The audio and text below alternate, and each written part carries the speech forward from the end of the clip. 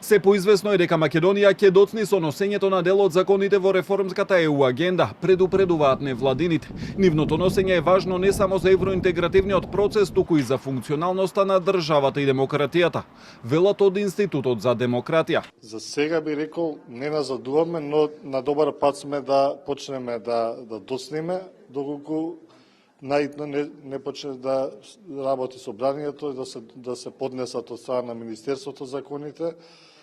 Особено тоа ќе ни се одрази врз перформансот од аспект на обврските што ги имаме во реформската агенда и планот за раст, со што се поврзани многу финансиски средства, меѓутоа пред се тие се реформи за нашата држава и нејзината поголема функционалност и демократичност. Дел од реформската агенда се и судските закони, како законот за судски совети, законот за плати на јавните обвинители, чиј рок за носење е јуни. За кривичниот законник, законот за јавното обвинителство и законот за кривична постапка, пак рокот за носење е декември. Реформската агенда има рокови до кои законот треба да биде донесен од собранието. Од друга страна, годишната програма на владата опфаќа поранешна фаза, кога законот треба да биде доставен до ЕНЕР или до владата.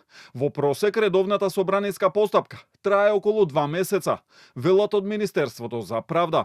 Странските експерти пак сметаат дека на Македонија и предстои уште работа со реформите. It's not only to look at how the state of rule of law is, but also how the resilience is structured. Not only need to look at the judiciary, but also at the society, polarization in society. We are looking currently at the candidate countries, but also within EU member states there are issues of rule of law and also of rule of law resilience. Известно е дека ќе се доцни и со изборниот законник за кој е потребен широк политички консензус. Министерството за правда ги започна подготовките, но без поддршка од политичките чинители, како што велат отаму, неговото носење не може да се реализира.